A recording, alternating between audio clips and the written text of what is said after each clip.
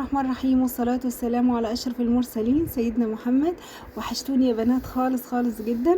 ربنا يخليكم يا رب ويرزقكم بالحلال ويسعد أيامكم جميعا بإذن الله. تعالوا مع بعض النهاردة هنعمل المخلل المشكل بالكزبرة الخضراء. يا رب يعجبكم وينال رضاكم. لو عجبكم يا ريت تشتركوا في القناة وتضغطوا لايك، لأن هو اللي هيرفع الفيديو. ربنا يخليكم يا رب ليا وما يحرمش منكم. وفي نفس الوقت طلب منكم ان انتوا تفعلوا الجرس عشان يوصل لكم الاشعار. تمام، عشان في ناس كتير بتقولي ما بيوصلنيش الاشعار، ففعلي الجرس من فوق. تمام، وان شاء الله هيوصل لكم. تعالوا النهارده اقول لكم على طريقه مخلل جميله جدا وفي نفس الوقت تاكليها تالت يوم. اول حاجه هنجيب بصلتين، لو عندك مثلا بصل احمر وبصل ابيض. تمام، احنا عايزينه ملون وشكله حلو كده ويفتح النفس. تمام، هنجيب بصلتين وهنعملهم طرنشات كده زي كانك بتعملي صينيه بطاطس، يعني اللي هي الطرنشات المدوره. وهنجيب الفلفل. تمام، انا عندي فلفل حراق، فانا بحب الفلفل الحراق خالص في المخلل، بيطلع طعمه جميل جدا. تمام، بس مش عاوزاه يبقى حراق جامد عشان خاطر اقدر اكله واستمتع بطعمه. فبعمل خطوه، اولا بجيب زي ما شايفين الفلفل بقطعه من فوق. تمام، وبعد كده بفتح فتحه كده في النص. تمام، وانقعه في ميه لمده 4 ساعات او 5 ساعات. تمام، وبعد كده الميه اكبها اللي هي فيه واحطه. تمام، زي ما شايفين انا بطلعه نقعاه من الميه. تمام، الميه اللي انت نقعاه فيها ما تستخدمهاش لان هتخليها مشطشطه خالص. تمام، هنجيب ميه تانية.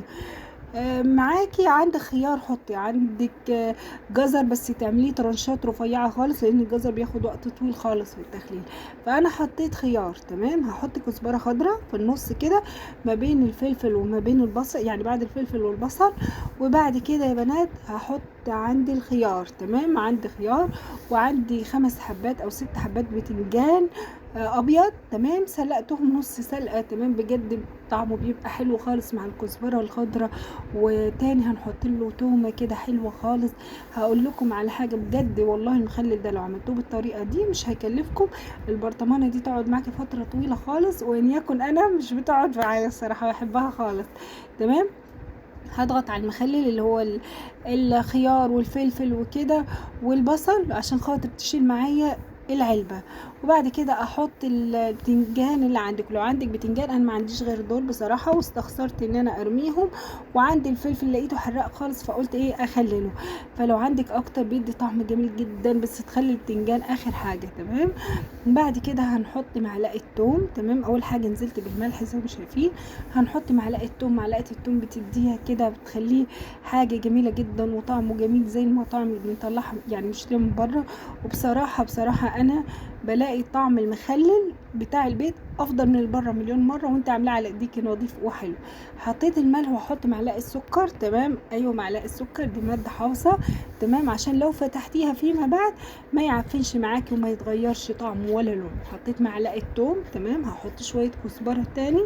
تمام، بعد كده هحط المية، ويستحسن المية تكون من فلتر او تكون مية مغلية وباردة. تمام، عشان خاطر ايه يعني ما يعفنش معاكي. دي يعني من ضمن الحاجات برضو، المية لما تكون مغلية وتحطيها تكون باردة بس تكوني غليها يعني مبردها، او مية فلتر بتحفظه اكتر. تمام، وبرضو لما تاخدي منه تقفليه كويس، يعني تفتحيه وتقفليه بسرعة، ما تخليهاش فتحة كتير وهتقعد معاكي اطول وقت. تمام، بعد كده نحط شوية الكزبرة الاخيرة، وبعد كده نخلطهم مع بعض كويس خالص. تمام، زي ما شايفين هخلطهم خلطة حلوة كده وجميلة عشان خاطر ايه كله يندمج مع بعض،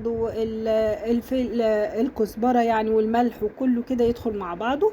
انا خليت البصل اول حاجة لان البصل ناشف، خليته في الاول هيستوي معانا بسرعة. لكن البتنجان عشان مستوي حلو خليته اخر حاجة. بعد ما هسويها كده واظبط الدنيا وملحها وكزبرتها وكل حاجة، هحط ايه معلقتين او 3 خل. ليه؟ الخل بيبرد معاكي الفلفل بطريقة رهيبة، بيخليه حلو خالص كده وتقدري تاكليه، لان في فلفل بيبقى حراق حراق بمعنى الكلمه. وكده هنبقى خلصنا. هديها ضربه تاني زي ما شايفين كده، عاوزه ادمج الملح كويس. وبعد كده احط الخل زي ما قلت لكم وخلاص كده خلصت. تمام، يا رب تعجبكم، جربوها بالكزبره بتبقى حلوه مع البتنجان مع الفلفل مع البصل. هتاكليها في 3 ايام 3 ايام او اليوم الثالث كده تفتحي حاجه تفتح النفس وتفرح اولادك. يا رب الفيديو يكون عجبكم ونال رضاكم. وبالله عليكم ربنا يسعد قلوبكم يا رب، ما تكسفوني باللايك الجميل بتاعكم.